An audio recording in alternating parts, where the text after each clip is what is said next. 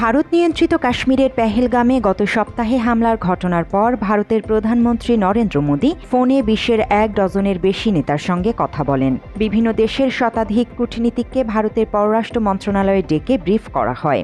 নয়াদিল্লিতে থাকা অন্তত ৪ জন কূটনীতিক জানিয়েছেন, এটি করা হয়েছিল চিরপ্রতিদ্বন্দ্বী প্রতিবেশী পাকিস্তানের সঙ্গে মুখোমুখি হওয়ার উত্তেজনা কমানোর জন্য নয়, বরং যাতে সামরিক পদক্ষেপ নেওয়া যায় সেই প্রেক্ষাপট তৈরির জন্য। প্রভাবশালী মার্কিন সংবাদ মাধ্যম নিউ ইয়র্ক টাইমসের প্রতিবেদনে এসব তথ্য উঠে এসেছে। রোববার প্রকাশিত প্রতিবেদনে আরও বলা হয়, পাকিস্তানের নাম না ধরে গত বৃহস্পতিবার দেওয়া এক বক্তব্যে ভারতের প্রধানমন্ত্রী মোদি সন্ত্রাসবাদের আখড়া ধ্বংসের হুমকিও দিয়েছেন। এ অবস্থায় দুই দেশ নাগরিক বিতরণ সহ বেশ কিছু পাল্টাপাল্টি পদক্ষেপ নেয়। পাশাপাশি সীমান্তে অব্যাহতভাবে উত্তেজনা চলছে।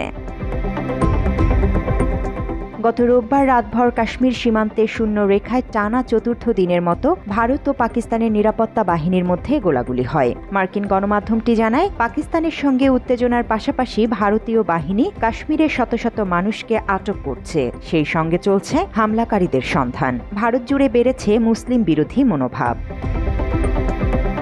যেসব কাশ্মীরি শিক্ষার্থী দেশটির রাজ্যগুলোর বিভিন্ন কলেজ বিশ্ববিদ্যালয়ে লেখাপড়া করছেন, তারা নানা হেনস্থার শিকার হচ্ছেন। অনেককে কাশ্মীরে ফিরে যেতে বাধ্য করা হচ্ছে। মেজবান হতে হুয়ে মেরি জিম্মেদারি থি कि सही सलामत मैं इन्हें यहाँ से वापस भेजूं।